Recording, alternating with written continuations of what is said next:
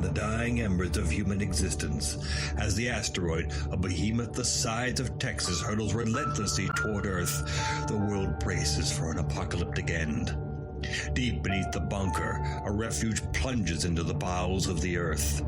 Here the chosen gather, their purpose clear, to preserve the very soul of our civilization.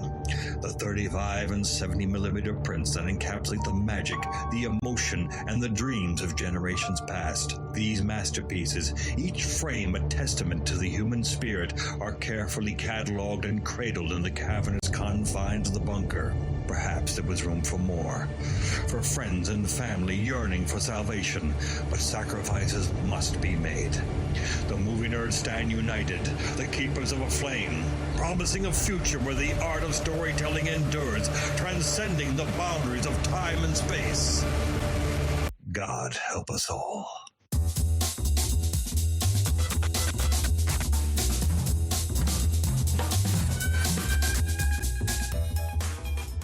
Welcome to Back to the Frame Rate, part of the Weston Media Podcast Network. Join us as we watch and discuss films on VOD and streaming platforms, deliberating on whether each one is worthy of salvation or destined for destruction in the face of the impending asteroid apocalypse. You can find more episodes of this podcast on backtotheframerate.com, where you can subscribe and share our show and find us on our socials at Back to the Frame Rate. I am Nathan Schur, and accompanying me is my cinema companion, my movie mate, my screen sidekick, my celluloid connoisseur, my flick friend. Oh, that one could get me canceled, probably. Brianna Butterworth. Hello. How are you? I'm good. How are you? I'm okay. As you can hear, I think my voice is going. I don't know why, but everyone's just gonna have to bear with it tonight. I think you sound great. Thank you. I can't explain why it is. I've been living in solitude the past week. I got back from vacation a week ago, and the depression has sat in. So I've been just sitting around watching movies, not talking to anybody. It's a wonderful life. There are worse ways to spend the summer. Yeah. I did this last August. I think I just got into my hermit mentality, and I think I watched like 35 movies last August. I'm not on the same pace, but this is what I think I do in August. Like, the summer's over. I'm just going to close the shades and just wait for winter. See, that's me in October. I just get gung ho for the Halloween movies.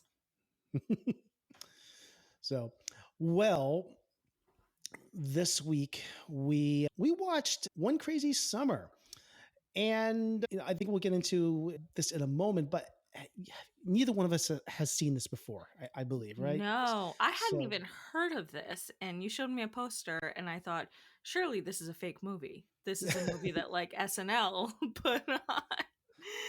I've seen this poster many times over the years.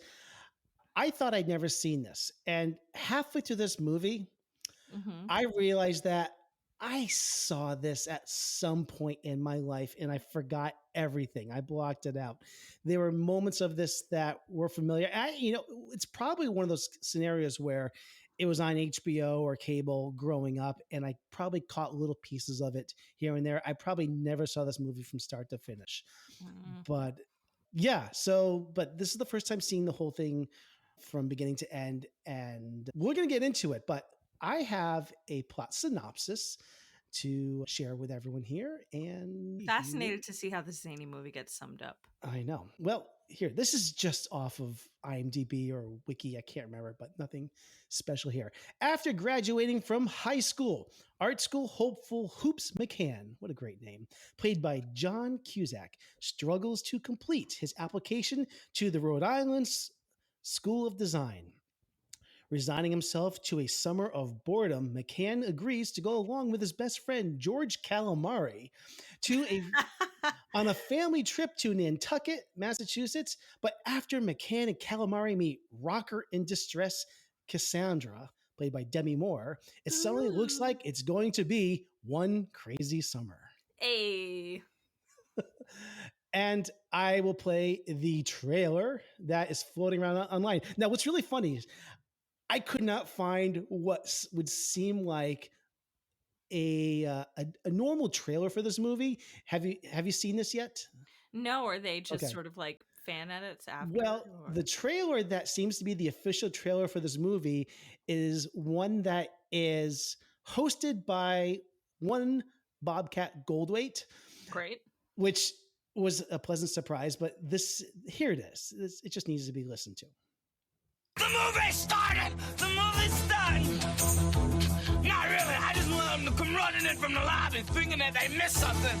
Hi, I'm Ed Stewart, movie star, also known as Bobcat Goldthwait, and me and my friends John Cusack and Demi Moore. I hate boats. I'm not getting on any boat. I beg to differ. Just had one crazy summer.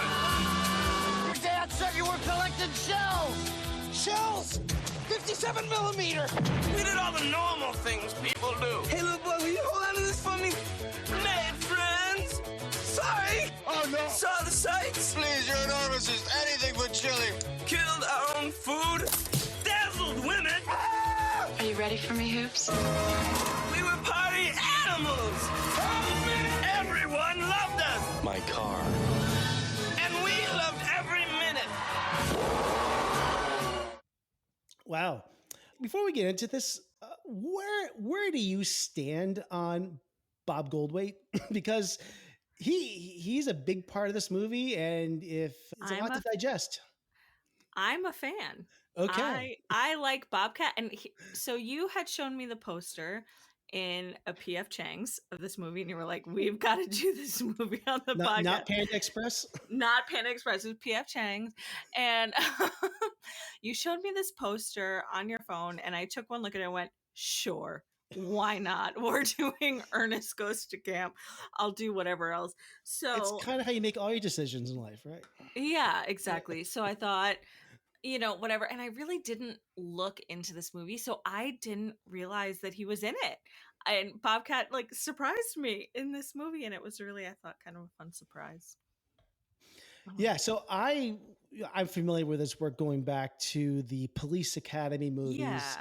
And that's where a lot of people know him from. I didn't know he was in this movie either. And also pleasantly surprised. I thought if you're not on his wavelength, this movie is a living hell for you. Yeah. But if you're on board, it is delightful, and I think that if it works for you, it's great. And it worked for me. And we'll get into that more, but yeah.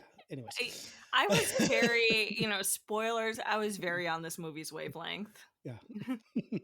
So we don't have Sam tonight to deliver movie facts. I have a few here. I will deliver. So this is from director Savage Steve Holland, who a year before I think broke out with another comedy with John Cusack, Better Off Dead.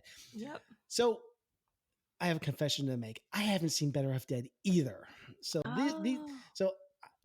I'm kind of like coming. I feel like I should have watched that movie as well, because everything I read that this is kind of a two-hander, Better Off Dead and One Crazy Summer. I was reading other reviews, and you cannot read a review of One Crazy Summer without it referencing Better Off Dead as well. So and there's a lot of the same cast that is in both of these movies as well. He also did a movie called How I Got Into College in '89 and Legally Blondes in 2009. He didn't do much else. But what Savage Steve Holland is well known for, he has a career in TV. He is an animator as well. He did all the animation for the game show Press Your Luck, the Whammies. I don't know if this is before your time, if you remember that. I love that game. Press Your Luck is one of my favorite game shows in the Yes. heyday of game shows in the 80s, and all the, no whammies, no whammies, no whammies. Yes. I love that. So we used to have Game Show Network. That was like the ultimate sick day kind of a thing. But he did some Lizzie McGuire too. I mean, he's floating around. He He's did a lot. working. But that was his career right before this, was the Press Your Luck Whammies. Sure.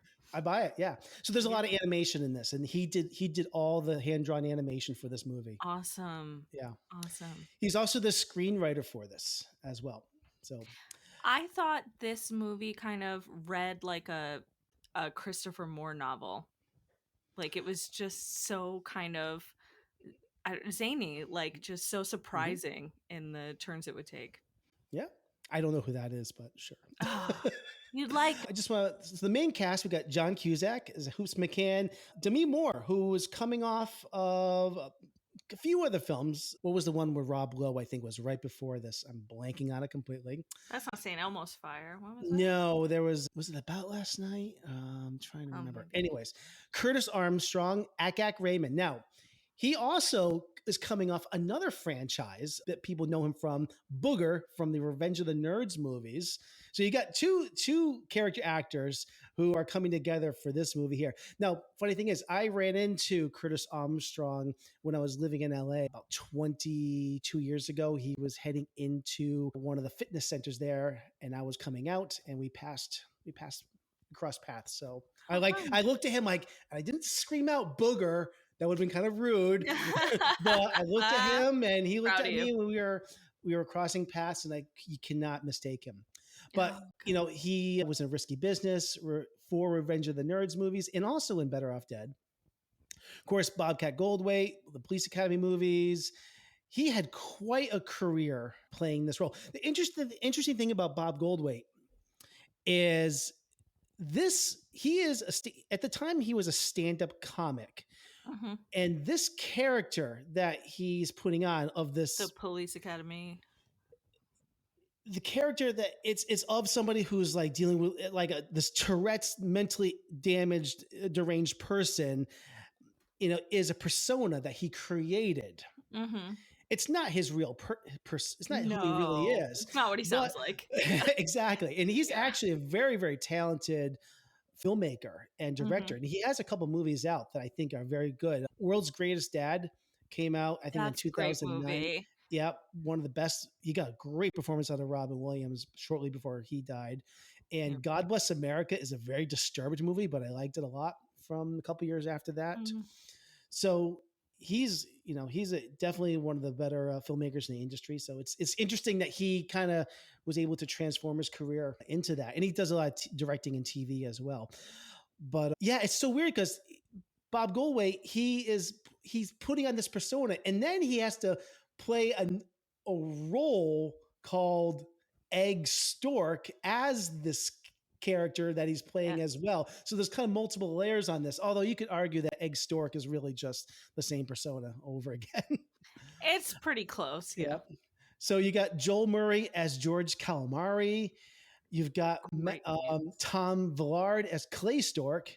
You've got Jeremy Piven in his very first film role, who looks exactly the same as he does now. Like, he made a deal with the devil. Obviously, because he's 21 here.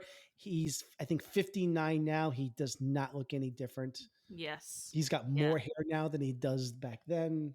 Just a little suspicious, but a couple other people I just want to point out. John Matuszak. I don't know if you know who that is. He was an incredible football player back in the day. He plays Stain, who is the punk guy with like the green hair. Yeah. I love the bit when there's dead fish on his Liberty Spikes. That is so funny.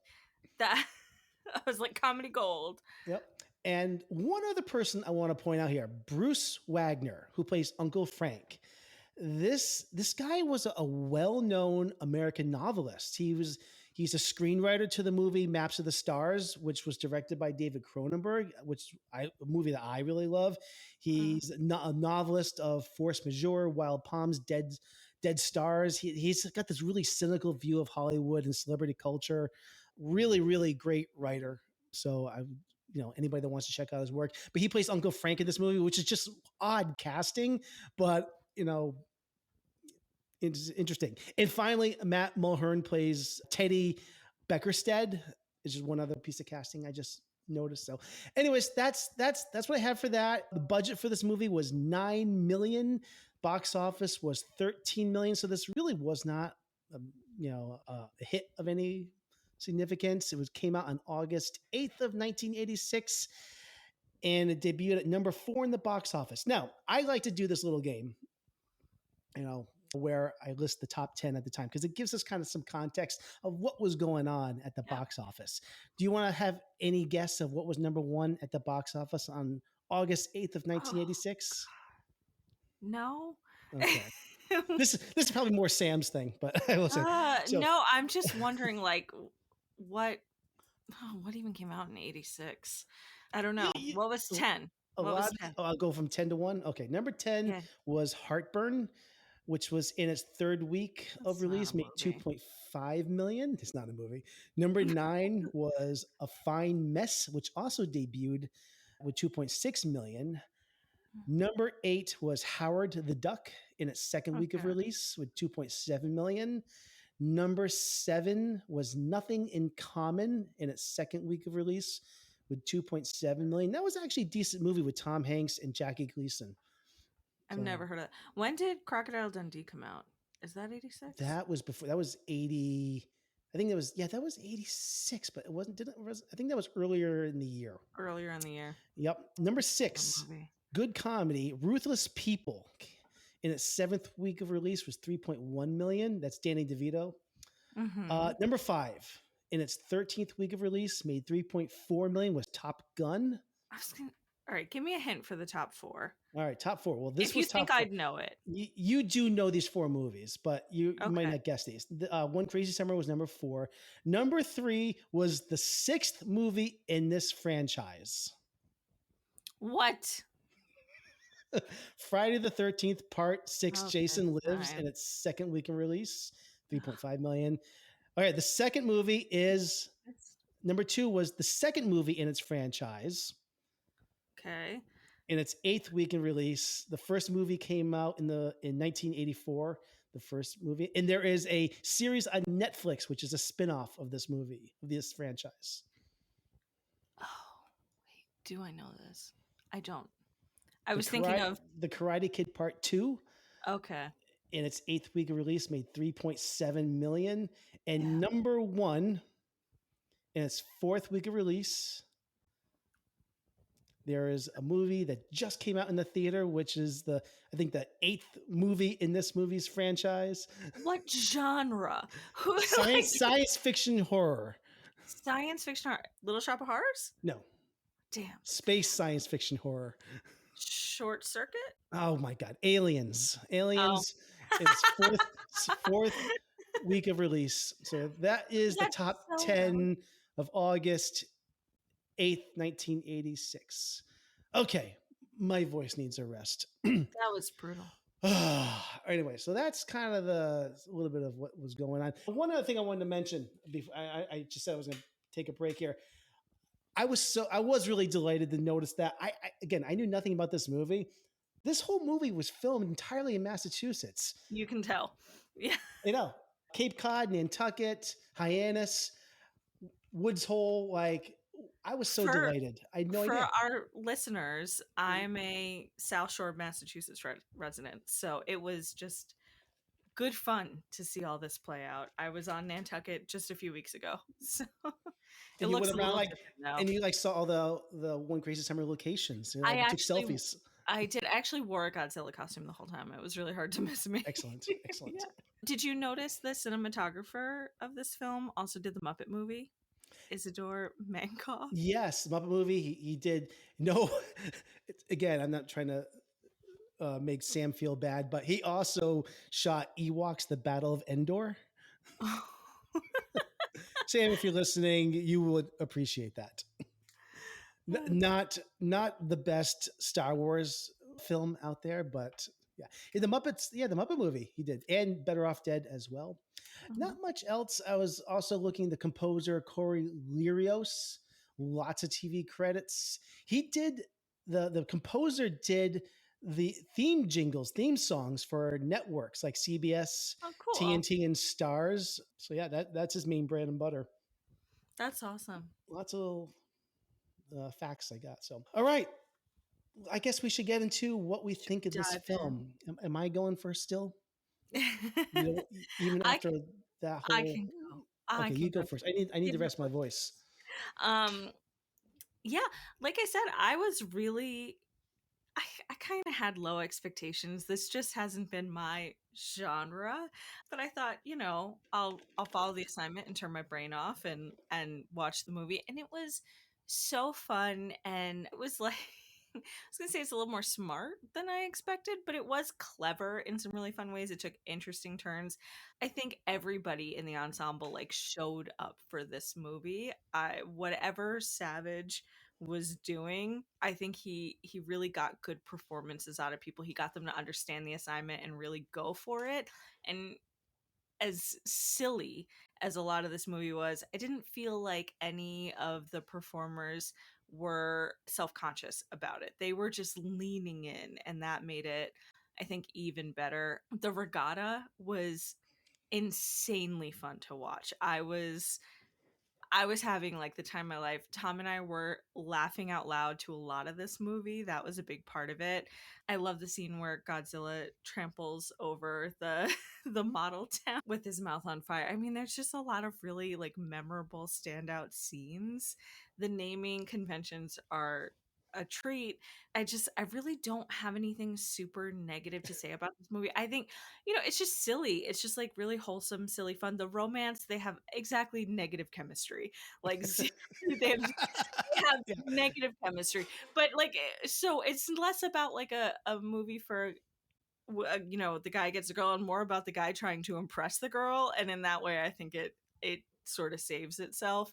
Um so I could get on board with it. I was like, the romance is almost kind of secondary, even though it's kind of the catalyst for the plot.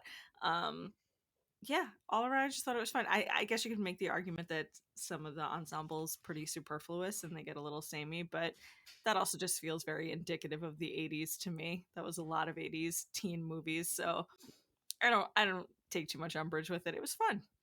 Hmm. All right. If you had give it a rating, what do you think? Oh, like 3.5.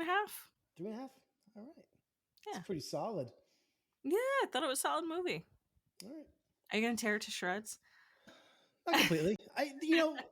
The, this is a silly movie, It's silly. and I say that with some irreverence because you can't take it overly seriously. I really like John Cusack as an actor, but like I said, I have a confession to make. This isn't my favorite era of his. I Mhm. have not seen Better Off Dead, but I saw a Sure Thing and some of his other work in this period. I really did not become a fan of his until probably 1989 Say Anything, Mm, where I perked up and started vibing with his Say brand. Anything's great, yeah. It's later on when I feel his performances reflect that everyman appeal and Mhm. the subtleties in his characters, that really appealed to me. Or perhaps he just started getting better material.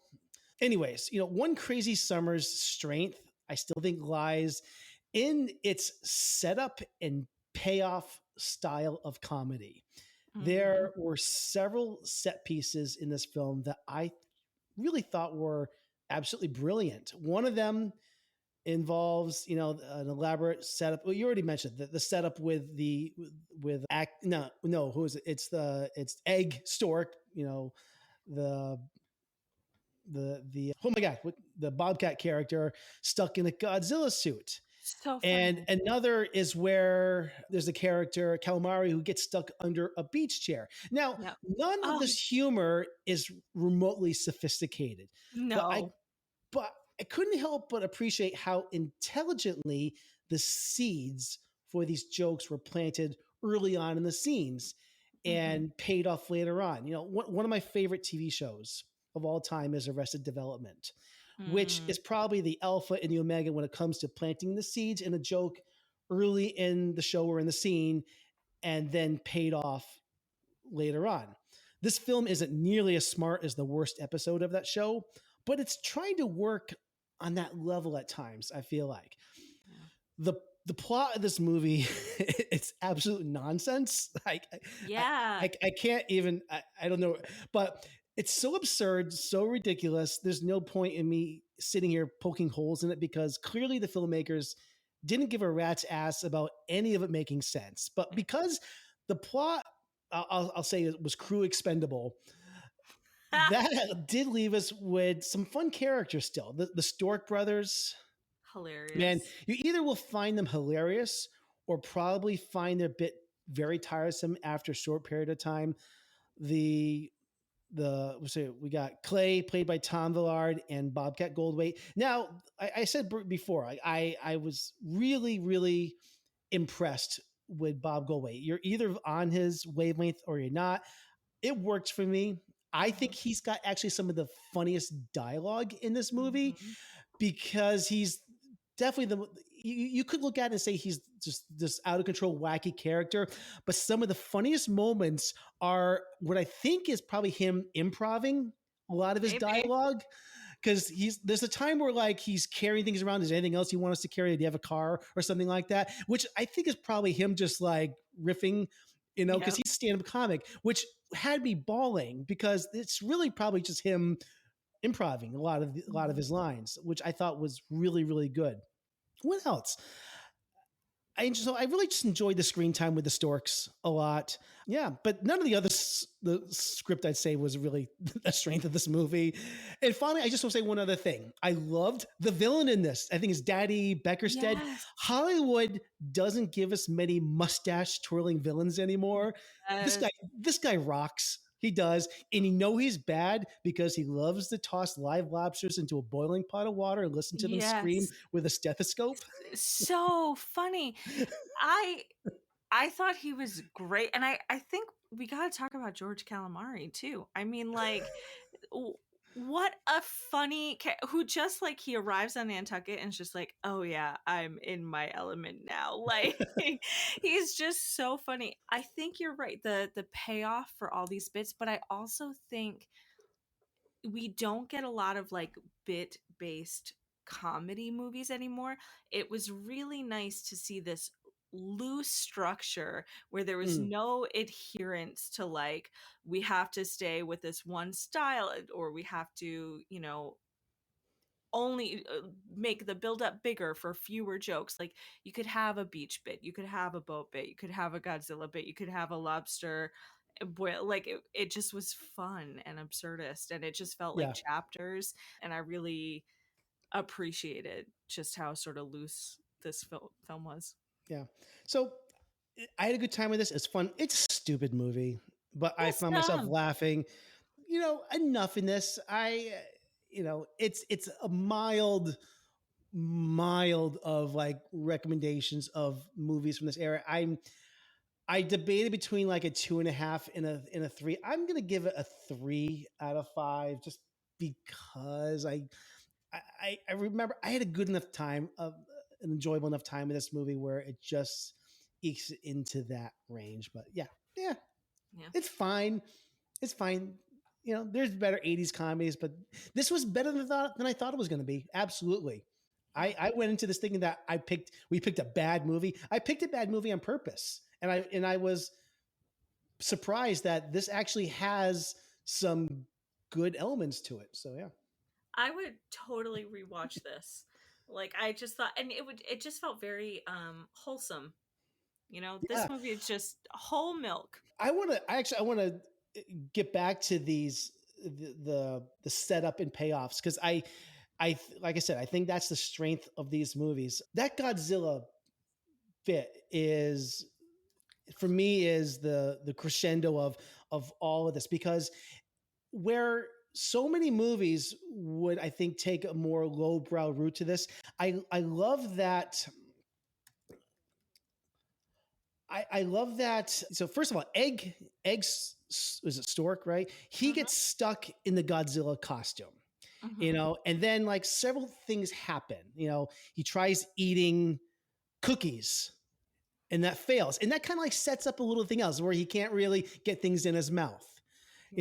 He's hiding in the bushes, and then somebody passes by and a cigar goes in his mouth, and then he comes out screaming and he stomps, the Beakerstead, model. So this is just an absolutely amazing sequence. And then of course there's this Asian man at the party who finds it funny as well. The level of joke and payoff is really operating on a high level. And I mentioned Arrested Development. This joke was actually done by Arrested Development in, I think, like season 3 of the show. I don't know if you're a fan of that show, but they did the same thing. Very similar thing where somebody got, I think, Tobias or somebody got Yeah, trapped in a that's Godzilla suit, and George Michael comes out and he's like in a spaceman like Jet Jaguar suit as well and flying through the model scene. One of the funniest moments on Arrested Development as well. I just wanted to point that out that this is really operating on a high level of comedy, of setup and payoff. yeah. You know, this takes place over the course of like 5 minutes. This whole thing just for this payoff of Godzilla stomping through this model. And it's So so worth it. it was It's like it one of the was. best set pieces in the movie. I also think, like, just to zoom out a little bit, it's kind of a fun movie where it's like a little bit of, you have kind of this fish out of water movie too. Like the John Cusack character meets Demi Moore, meets Cassandra in a bathroom by like saving her from these thugs who are after her for money. And he, you know, it's totally unintentional. And then they have to drive their car, they have to jump it off the dock. They make the ferry to Nantucket. Let's actually go back to that because how they meet, because I do want to go through some of the plot points of this. They meet at in this bathroom or whatever it was. Were you confused at all the relationship between the Cassandra character and these other people? Like she has a younger sister, I guess. Squid, is that her name or something like that? I had no idea. They Squid and her dog jump into the car. Well, that was George Calamari's sister, right? It was? I thought so. I don't know. He was like, I got to pick up my sister. Don't say anything about her dog. Oh. And Why- how funny is it that but- the kids' faces got stuck like that? You know what? I was not I thought that was stupid, honestly. I thought it was so funny. But okay, so wait, I'm time out. Was the idea to pick up her younger sister and the dog at the gas station? No, I think they just went to the gas station and John Cusack went to use the bathroom and she was in there. Her sister just happened to be at the gas station and they all just jumped in the car together? No, I think they picked up the sister and then went to the gas station. We met them at the gas station. No, but the dog and Squid also hopped in the car when Cassandra jumped in the car. All at once, like, and I was so confused. Like, I do now remember Calamari saying, "Don't say anything about the dog." By the way, I don't really know what the big deal about the dog was. I've had dogs before. Having a cone on a dog is not that big a deal. So Yeah, no. I really don't understand what the deal, why that's funny or not funny, or I don't know. I think we're just meant to believe the dog is ugly. That dog is not that ugly. I mean, I've seen some ugly dogs. I've seen some really ugly dogs. That dog is fine. That dog is perfectly fine. Yeah, yeah. The dog's just a shelter dog. I think Nantucket, maybe that dog I is think the considered girl ugly. is a little creepier than that dog. So, and that's where. So, anyways, I was so confused how Squid and the dog were related to this because they seemed to just pick them up at the same time Cassandra did. So I thought maybe they were like all traveling together. No idea. I don't know. It's not really explained very well. But, you know, I want to back up even before that because we jumped ahead here. I didn't know, first of all, I didn't know there was going to be this animation in the beginning, but what I loved was the very beginning, Hoops is graduating. His mom washes his cap and gown and it barely fits him. This is kind of a silly trope I've seen done before, but I actually found this really funny that he's going through graduation with a tiny, like 10-year-old cap and gown on. And they graduate from generic New York high school. Yes. It touched me. I don't know. I thought that was so funny. Tom and I actually, like, I pointed out, I was like, oh my God, generic high school. That's good. That's genuinely funny. And I like the animation too. I like that we started as sort of an animated movie and then it pans out to be just a drawing. And I just thought that was a cool convention. Yeah. And the fluffy bunnies. Then we take them out with some like Israeli submachine gun. Yeah, it was well done. Some cool music in here too. We got Twisted Sister, Be Cruel at Your School, and ZZ Top are after that. So yeah, it reminded me a little of like Rock and Roll High School. Yep. Oh yeah, totally. And then so now we're back up to where we were. They make this ridiculous jump onto the ferry which complete suspension of disbelief on that there, course. because you can see they weren't even lined up with the ferry. I don't Doesn't know. matter. It But doesn't matter. I know. no, I know what you're saying. Like, it was just, it tells you right away how dumb this movie's gonna be. It's Yeah. just like this, buckle up, it's about to get stupid. Yep. And then I love when we actually get to Nantucket, it becomes like, let's introduce the smorgasbord of 80s stereotypes, which had me really rolling. That's where we meet Egg and Clay Stork. We get to meet the blonde yuppie Teddy and his hot girlfriend, who tempts him with a box of animal crackers, which really I laughed at. and then Jeremy Piven, who just is in this movie. Just is in this movie. I was really giggling at all the like Nantucket fashion. Yeah. All this like, Ralph Lauren kind of Nautica gear that they were wearing. I was like, oh man, that is so fun. That's just so fun. We meet Akak, who is at the Nantucket Air Force Base, which is not a thing. Not a thing. But did you catch the joke in his name? Akak. AC is the acronym for Yes, for Nantucket Nantucket Airport. So I was yep. like, that's pretty good. Yeah. Again, naming conventions were on point in this movie. There was one joke in there that did kind of piss me off a little bit. I saw, there were some funny jokes in this movie, but sometimes the movie, I wish, gave its audience a little more credit. Okay. Because there was Akak's father, I think, that says that he's like collecting shells on the beach, or is that what it was?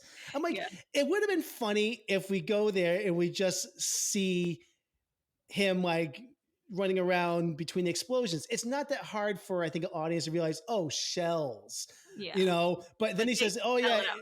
yeah, like they really spell it out, and it kind of like undid the joke for me. Like, really, I didn't need to get hit over the head with that. I got it. So there's a few times that the movie does that, which like we're not that stupid, but it's okay. We soon meet the main villain. I forget his first name, but I just call him Daddy Beckerstead. Mhm. And like I said, I love this guy. He's wearing the most offensive green pants I've seen in a movie. And so he's all about the money. I love that he crushes that model house and replaces it with the Lobster Log restaurant. So you like this? You like this character? I did.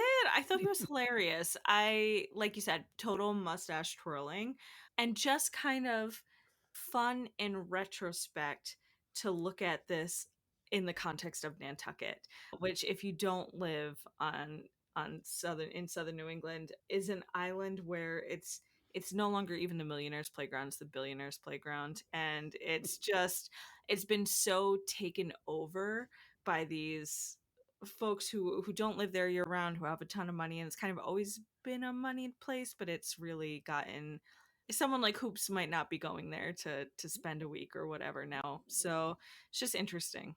Yeah. What I also just love about Daddy Beckerstead is that, I don't think he really cares about the actual restaurant. I think he just wants an excuse to murder lobsters. I didn't even think of that. That's so funny. All I can think of him, because all he does is like he has a crossbow shooting lobsters. That's all he does in this movie.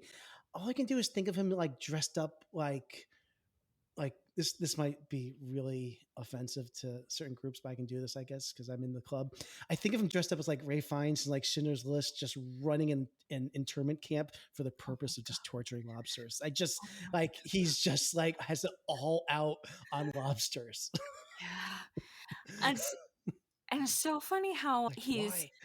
The idea of him just like using his son as a pawn to get the money so that he can secure the bag from his dying father. Stop it. The plot, it's ridiculous. It's so funny. But I loved that he had his son training in like, what is the rinky dinkiest little in-ground pool. He was like, yes, I gotta do my laps, Dad. I gotta do my laps. Laps, like I can swim. You can swim that. It's like how far can you go? It's so stupid. Oh. Anyways, so see here. So Hoops, George, and all the friends are at the beach. George is buried in the sand, which on its own is kind of funny. And this also brings us back to the whole setup and payoff. I I appreciated that this is another joke that was set up and paid off many minutes later. It's what I Mhm. really appreciate about this movie. The setup for this joke took place early in the scene, and it's the type of setup it's done so many times in this movie. So what happens is several minutes later, there's this like large person that comes and sits down. In the film, Who's eating what it doesn't everything. do, I'll get to that. What it doesn't do is it doesn't go for the low hanging fruit, and we witness something completely disgusting. You Mhm. know, instead, the person that's sitting over him, like you're about to say, whips out like the largest can of like government issued chili I've ever seen. But the thing is, we cut away, Yeah. leaving what happens next up to our imaginations. Yeah. And then we get that capper at the end. We have the two lifeguards, who are fighting over who won't give George CPR. Right. I will say one thing that this movie that I appreciated is I don't really think it punches down a lot. Like Mhm. it's a movie that has sexy women in it. It's got a lot of fun. It's got this sort of humor that happens with him being buried in the sand, but it's not really, it's making fun of situations more than it's making fun of people often, Mhm. I think. And it's, if it does punch on anyone, it's sort of punching up on folks like On the Daddy rich. Beckerstein. Yeah. Yeah. Yeah. So I always appreciate that kind of humor a little more. It does it certainly ages better. Yep. I don't know what else. There's I a mean, we lot. got to talk boat race. We got to We talk do. about how, again, the unlikely hero John Cusack is like, I've got a way to get our money. I figured it out. The plan is well. There's more to the plan than the boat race. There's a couple things. One of the plans is that makes absolutely no sense at all. Is to get back at like Teddy by putting lobsters in his pool. Now, I have there's a couple things here. All right, he's screaming again at his dad. I gotta do my laps, Dad, which always cracks me up. But this is stupid beyond stupid on multiple levels. One, it's the most ridiculous plan because anybody would see dozens of lobsters in the bottom of the pool. Mm. If they are so desperate for money, sell the fucking lobsters. They probably got thousands of dollars in lobsters they just threw away, I'm guessing. I don't know I don't know. what's up I with don't know. that. I mean, were lobsters a dime a dozen in Nantucket Those are in the huge. 80s? Yeah, when Teddy comes out of the pool, there's like a 2.5 foot lobster hanging That's on true. one of them. It's like There was oh, actually, they're actually dolphins in lobster costumes. That was how they could afford oh my it. god. And I know saltwater pools are a thing, but I This don't is not think one. that was one. So those lobsters would be dead. Anyways, but those are my three main gripes with that scene. But it's Okay. so stupid. Like, Yeah. for what end did they have to do that? Anyways, Um, but anyways, I, there's a couple dumb things like that. and then you But get to the world's weirdest regatta where it's sail, then motor, and any kind of build your own boat can get in. just I don't know. I think it's kind of unfortunate that the Cassandra character wasn't on that boat. I thought so Like, too. I thought it was weird. yeah, she's just like sidelined in a whole thing, just like, yay, Yeah. go Meanwhile, hoops. you have Hoops who doesn't even like boats. This is his whole thing, his I character arc. He's got a. I feel like she should have been on that, like having a more active role in that Yeah, race, helping him, or I don't know. I was a little. It's the '80s. They did things like that. I guess I don't know. totally agree. But it was a really fun and funny Montage. race. We had a good montage too. We It's the had a '80s. good montage. Yep. We had a really fun montage. Yeah. Yeah, I like and I like the reveal that it's the car. Also, we had there was. I have to bring this up because there was this moment before the the montage and before the regatta where there's this very dramatic moment, which sticks out like a sore thumb in this movie. Clay Stork drives Teddy's car into the garage and he's been punched. He's got a bloody nose. And I don't know if you noticed this moment, but Egg says in this very, very serious, dramatic way, he hit you. And the music becomes very dramatic. And I suddenly feel like I'm watching like this PSA for domestic violence. Do you remember Bobcat like delivering this line and the music changing and it becoming all of a sudden for about 5 seconds of this movie, very, very serious about Clay getting punched and Bobcat getting very, very concerned about his brother getting beaten? I didn't clock it at all. It is hysterical because Bobcat is delivering this line in earnest. It's like, he hit you. And and the music is like very dramatic. And like it's a priceless moment because it's so different, such a different tone than anything else in the movie. It's right I before, have to watch that again. right before the montage, and of course when they take the Ferrari engine. So. Yeah. And how fun was the christening of the boat with a nip? Yes. Oh my God. Put a It's so hole great. right in the side of it. Yep. And with the generic naming convention, they just named it the boat. Yep. The boat. So Hoops redeems himself by somehow finally getting a basket by throwing a thing through the hoop that saves them somehow because the yuppies play dirty. Yep. And they win the race. And George and Cookie hook up at the end, which who saw that coming? Oh my God, so funny. And didn't he say something like, "We got to stop playing these games"? I was like, where is this coming from? And Cookie's like, I'm into that. I do like, and this is another example where it kind of turns a lot of 80s conventions on its head. Cookie leans in for the kiss. Cookie's like, oh yeah, this is my guy now. And she leans in. I feel like a lot of movies would have had it be a lot gropier and a lot more gross. And that's not what happens here. So I was like, okay, go get it, Cookie. Go get your man. Go get that calamari. Exactly. Yeah. You know, it's funny. And I didn't really make a note on this, but you brought up a really good point that, you know, the bad guys are the bad guys in this, but there really is, I liked your point where like nobody's really being punched down on this. Of course, we're making fun of like the rich, the yuppies, the ones that are trying to I'll get to this point in a moment, but like the Beckersteads basically. But like even Cookie, you know, she's not a bad person really. I mean, she's I mean, the guy that she's dating is an absolute oaf, but you know, there really is nobody that's really a bad person. She's just trying to enjoy her time on Nantucket. Yeah. I want to get to one thing that I think could have been a little bit of improvement on this movie that really bothered me. So Cassandra is trying to save her house. I put that in quotes. Yeah, like her uncle or her dad. Okay, so that she needs $3,000. Yeah. I feel like $3,000 in 1986. It's not a lot of money.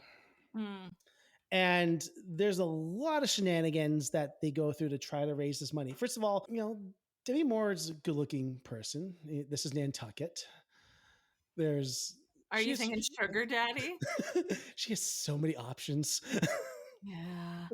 like honestly, like she's willing to give up her whole dream. I mean, but they just graduated high school, you know, and this is a wholesome movie. It is. It doesn't go there at all. But. No, it doesn't even entertain it. I mean, this is really like the conceit of this movie is like, well, we'll never make this movie if we just hang on. We'll never make this money if we just hang on to our summer jobs at the Dairy Bee ice cream shop. Like that's I'll never get that I'm in sorry. tips That by was a August. that was a really rude thing to say, but it did cross my mind. Like in an R-rated version of this movie, they would go to some very I depraved think that would have places. been it, and it would have been the punching down that this movie doesn't Yeah, do. Like it would have been something that passes a lot of judgment on her. No, I like, and when you're but 18, $3,000 yeah, is a lot of money. but what I was going to say about her goal is she's trying to raise this money to save the house because there are people living in there. Now we never meet Mm, anybody there, so I feel like I am lacking stakes, which mm, bothered me a little bit. She doesn't want these people thrown out. I think this movie's only an hour and a half long. I yeah, think a 2 minute scene where Cassandra takes Hoops to where she lives to meet, like, this is old man Buckley and he's been living here because my dad put him up here and I don't want him to be thrown out. We never meet any of the people that she's trying to save from being that's a great displaced. point. And because all I know is that these no name people that we never meet are going to be thrown out. And I don't even know how many people. It's a house. It's not is it an apartment complex. All I know Doesn't is it's a sound like house. it. It Is it a sounds like it's like four duplex? or five people, Yeah. but and we also miss out on opportunities for more great naming conventions like Chum Bucket or Plank. Other. But yeah, no, this is a really good point because you know it would raise the stakes more. We And spend so much time with the villains in this movie. Like we spend so much time with them. well, I also think there's a character that we don't need, and we spend a little too much time with, and that's Akak.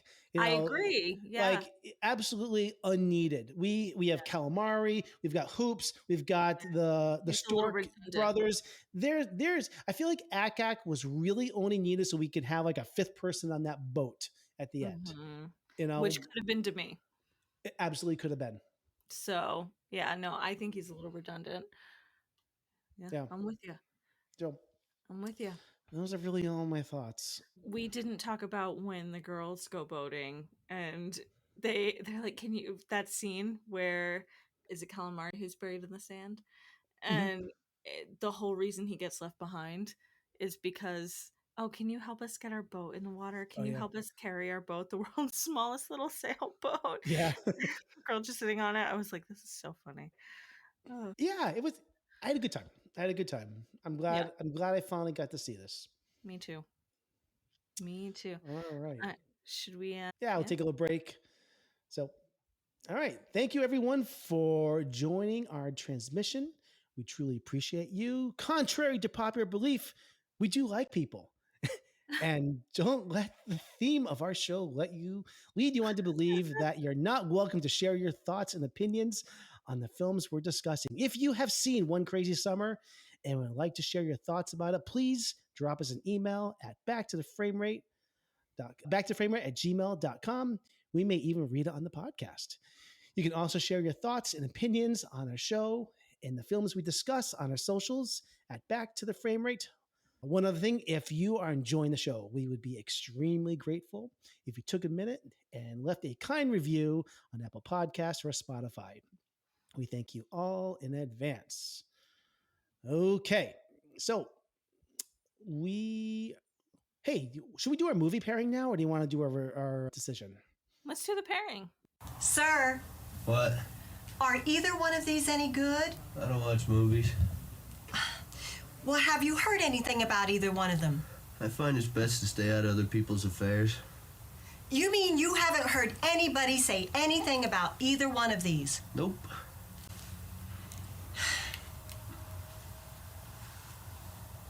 Well, what about these two? Oh, they suck.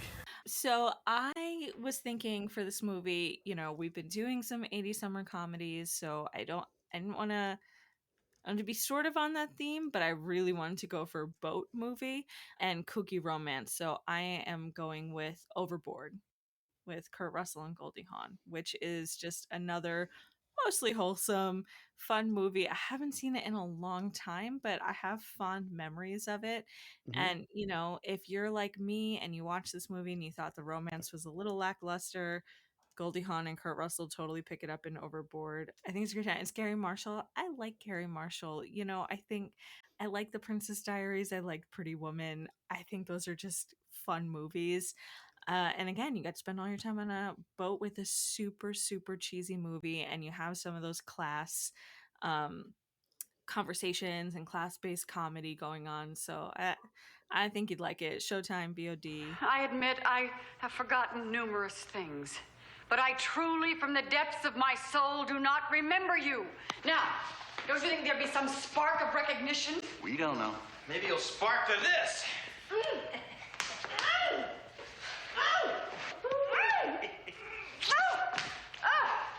God, I don't believe it. He could be some stranger off the street. Well, he seems to like you, and he's a nice guy. He's good looking. Wayne.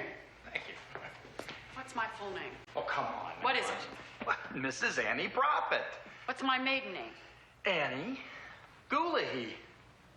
Annie Goolahee? Where in God's name did I grow up? Dog Patch? Oh. When's the last time you watched Overboard? Decades. But this past week, my girls watched the Princess Diaries 1 and 2 Good from movie. Gary Marshall. Yeah. Yeah. I Utopia was a real place for so long. It's embarrassing. Yeah. Yep. Princess. Yeah, it's a good pick. I would like to see it again sometime. I haven't seen it in so long. All right, my pick. Let's see here. B, are you familiar with the film Wet Hot American Summer? I am. Okay. That's a good one. All right. So I came to this movie kind of late. It's from 2001. I discovered it about 10 years ago, probably through another podcast talking about it, because it's one of those movies that upon its release, nobody understood the genius of it. And since then, it's become a beloved cult comedy. Our theme this month has been 80s summer comedies. And if you've been paying close attention, you've probably noticed that our films all surround the themes of summer vacations, getaways, or camp. Well, Wet Hot American Summer does to the 80s summer camp film what I'd say Cabin in the Woods does to 80s horror slasher genre. Yeah. It's not just a comedy. I'd venture to say it's more than a parody. It's of course that's what it is, but it takes the piss out of the entire concept of the summer camp genre. It's one of the most absurdist comedies I've ever seen. And when I saw it, I really just ate this up. If you grew up with the types of films we're reviewing this month, then this is something everyone should check out. I should mention a few things about it. It's David Wayne directed this, who has been one of the best comedy writers for decades now on shows like Mad TV, The Slate. Everywhere he goes, everything he touches, I think he brings something special to a project. He also did one of my favorite comedies of the last decade. They Came Together with Amy Poehler and Paul Rudd. So I'd also recommend checking that out. But the cast is not just a bunch of nobodies. It's chock full of comedic actors, and many of them before they were famous A-listers. Up and down the roster, you got Janine Garofalo, Molly Shannon, Paul Rudd. Let me see. Here we go. Christopher Maloney, who is so funny in this. Michael Showalter, Ken Marino, Michael Ian Black, who I've met a couple times. Amy Poehler, Bradley Cooper, Elizabeth Banks, and David Hyde Pierce. And I'll just say, if you love this movie, they sort of built out a mini universe out of this. There's a mini series which came out in 2015 and a follow-up. Never saw that. Is it any good? I like it. I do like it a lot. And there's a follow-up film also with the original cast. Both, I think, are really good. So you can catch this on streaming right now on Stars, or you can rent it on VOD. And I think the other two follow-ups might be on Netflix. They were Netflix originals at one time, but really funny stuff. Hi, guys. Hey, Beth. Like the new look. Très chic. Thank you, Henry. Please, call me Henry. Okay, Henry it is. So, I see you decided to come teach the campers, Henry. Yeah. I'm sorry I snapped at you before. I'm just a little shy around children. Yeah. But it's been great. I've got them making miniature black holes with paper clips and soot. Oh, what you do is so fascinating. You really like astrophysics? I love it. It's my biggest hobby. I love it. Really? Oh, okay. Who's your favorite astrophysicist? I totally know this one. Okay, anyway.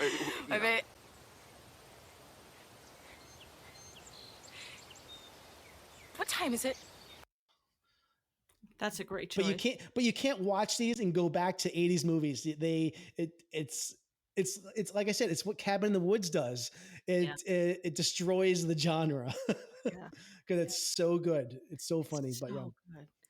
Good. This genre, it can be destroyed. It can be because it was, it's over. You can't go back and really make an earnest 80s comedy anymore. So it's perfectly fine. No. All right. I think it's time to get to our verdict on this. Are we going to save or purge One Crazy Summer? Do you want my honest answer? I want you to always to be honest. All right. I thought this movie was a great time. I had a lot of fun. I would watch this again. I don't think it needs to be in the vault. I'm saying no. Mm-hmm. If I could just copy what you said and say the same thing again, I would, because I agree 100%. This was a fun movie, but no. Yeah. No.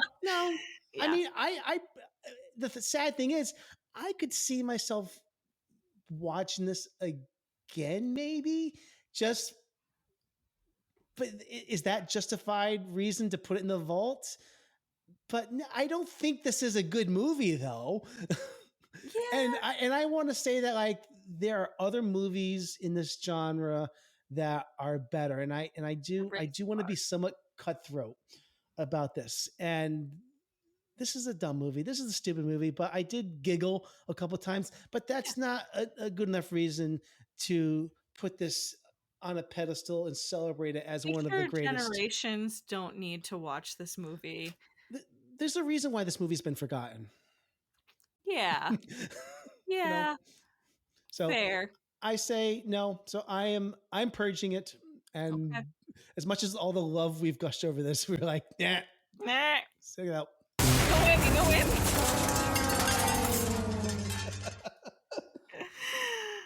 All right. That was easy, I guess.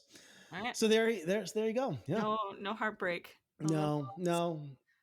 I'll always have the memories. Anything else? So that's One Crazy Summer. We could wrap it up, or did you want to share anything you've seen the last week or any? Sure. So I've, like you, been on vacation. So I haven't been watching a ton of movies. I've been kind of watching some trash TV, which has been fun. But I have been rewatching some of the Alien series to get ready for Romulus. Mm-hmm. So I am excited. Tom and I are going to go see that tomorrow night. I can't wait. I've been anticipating this one. So this and Gladiator 2, and that's, sort of the Lego sequels that I'm really looking forward to. But we did Prometheus and Covenant, and I hadn't seen them. They were way better than I thought they would be. I feel like especially Prometheus got really panned when it came out, but I just sort of remember that being the talk around the water cooler. I thought it stood up on its own as a great sci-fi movie. I think some of the weakest parts are where it connects back to the original series, but I dug it. I was into it, so I'm excited for Romulus and just Ridley Scott. I love Prometheus. It's so good, right? I really do, and it's one of my favorite movies of that year, and I am kind of sad that it did not get some love. Appreciated more. I have no problems with how it's tied in. I think they did try to shoehorn in some of that backstory, but still, I got all the feels watching that movie. I mean, I know you're are you kind of new to the franchise? You said from last year? A little, so, yeah. So, I mean, before I watched Prometheus, which I think was 2012, I mean, I'd seen Aliens, all these movies multiple times growing up since my early childhood. So when Prometheus came out, it's the first, because we had AVP before that, but it's the first movie since like Resurrection that came out, which is not great. It's But not.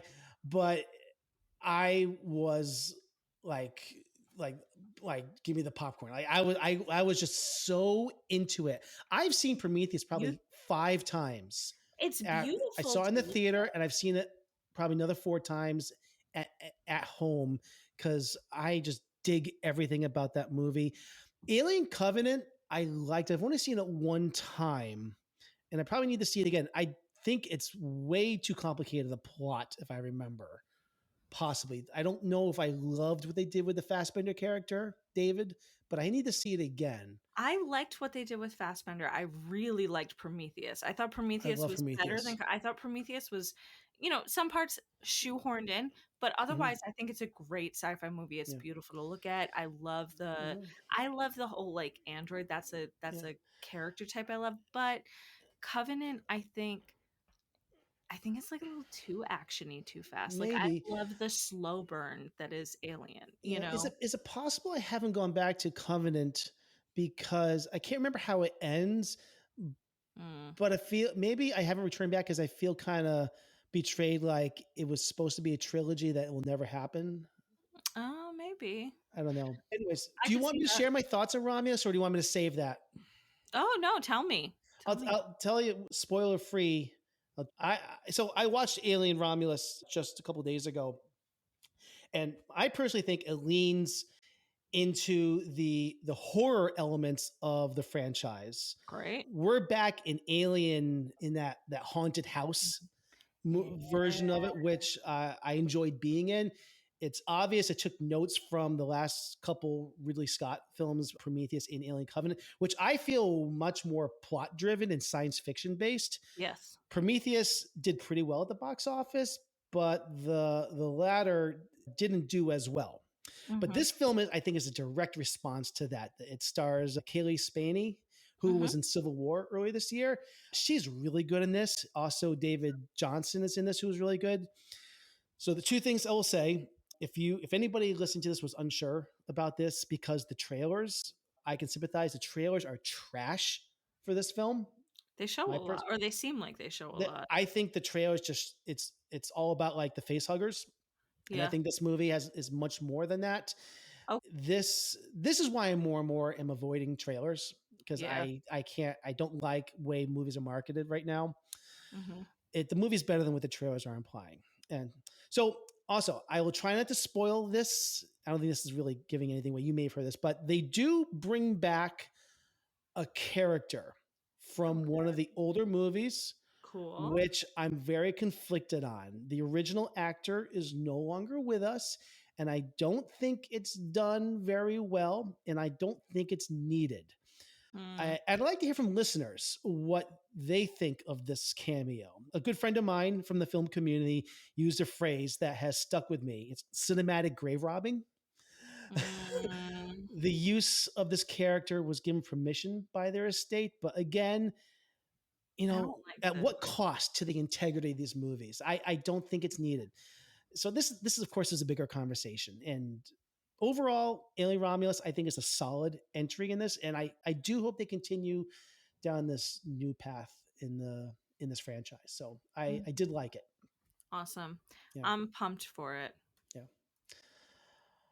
So, is there anything else that you saw you want to mention? I haven't really watched a ton. I am also going to see Cuckoo this week. So I'm looking forward to that too. But I really, really stayed blind on that. So I'm just going to go and see what it's about. Have a good time with the movies. Okay.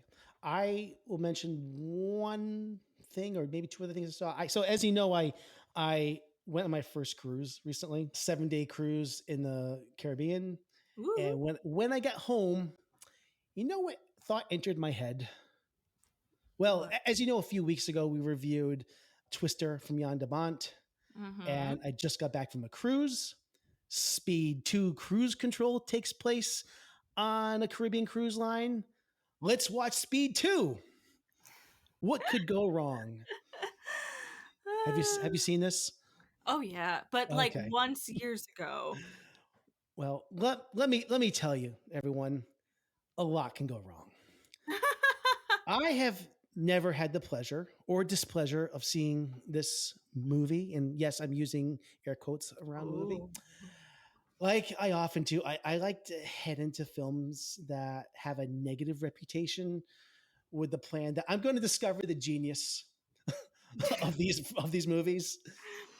Speed Mhm. 2 feels like a script that they had lying around that had nothing to do with the Speed movie. And, one Mhm. producer probably was talking to another producer, and the conversation went like this, like, "Hey, Hank, we need to make a follow up to Speed. I made like 350 million 2 years ago. Can you write something over the next week?" And like, "Well, Bob, I don't think that's enough time, but I do have a script that Jeff Speakman rejected.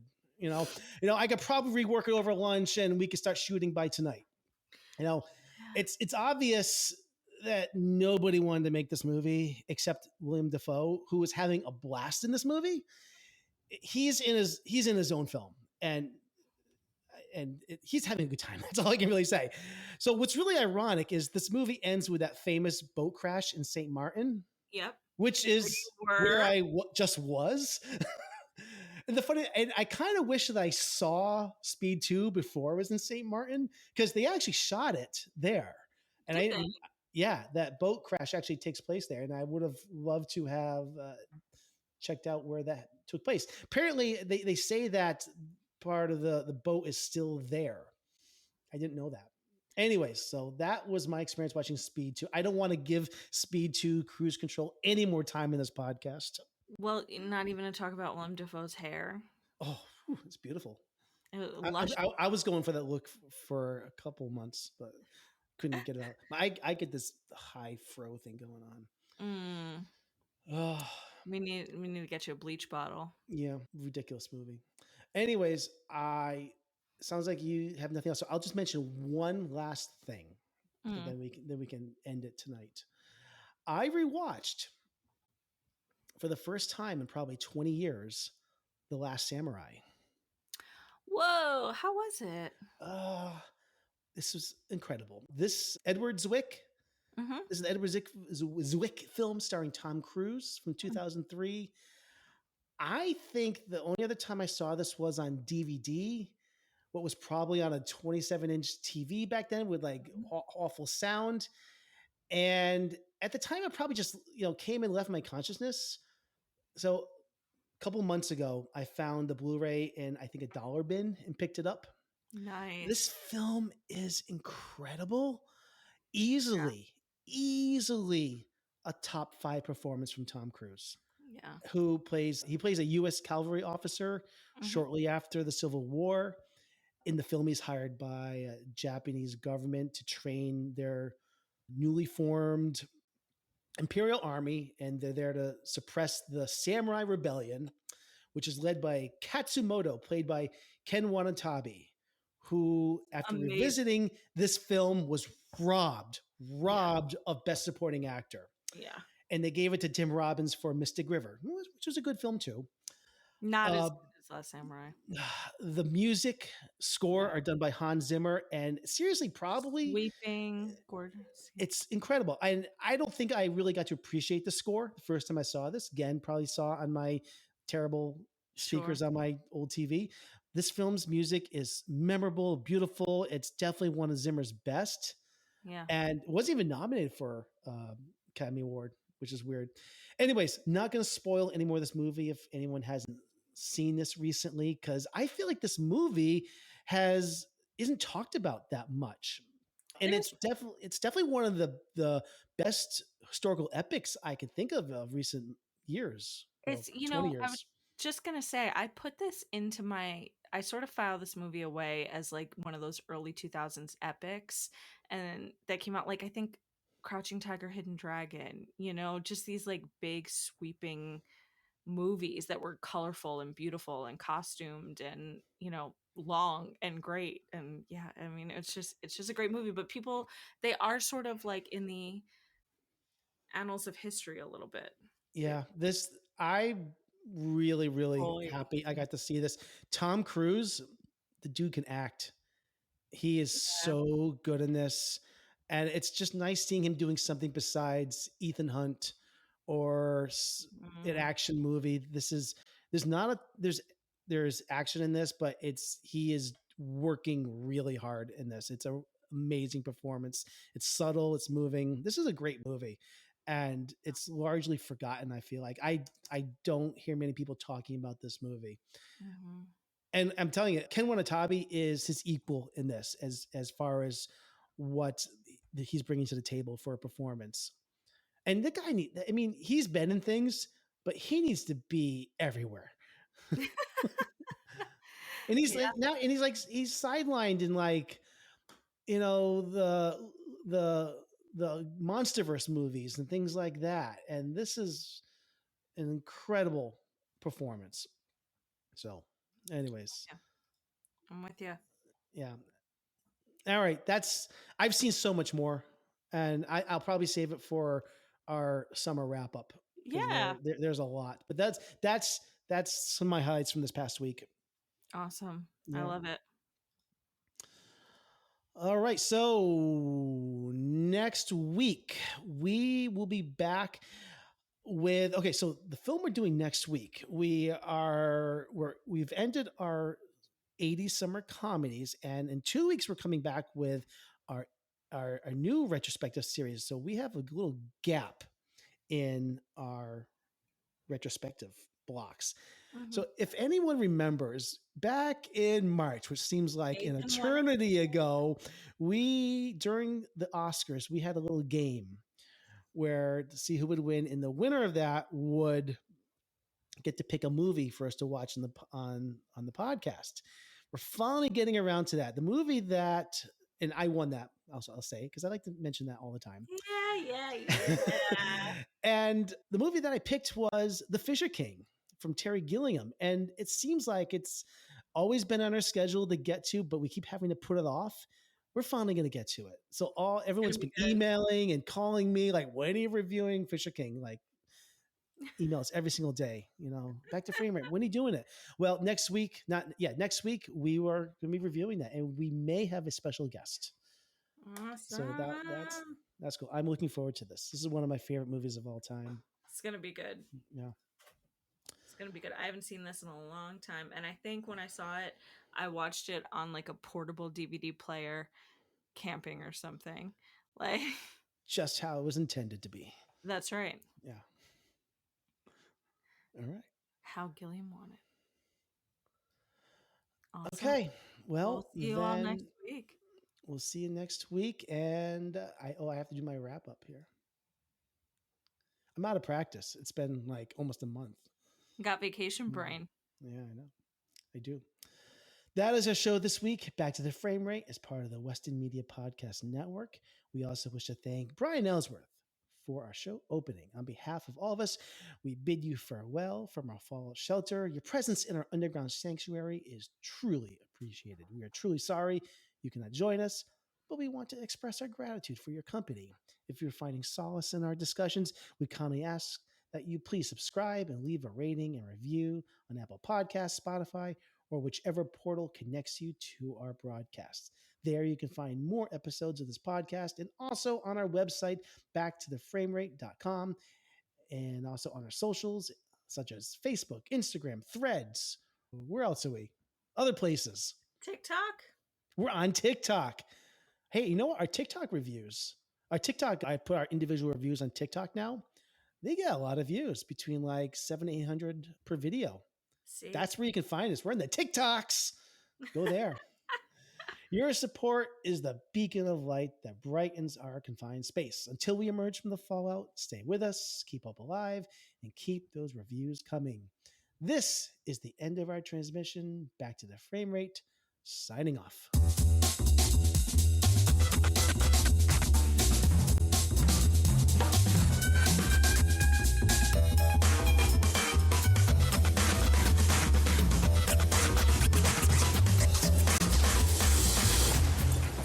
I want you to know it's over. Well, bye.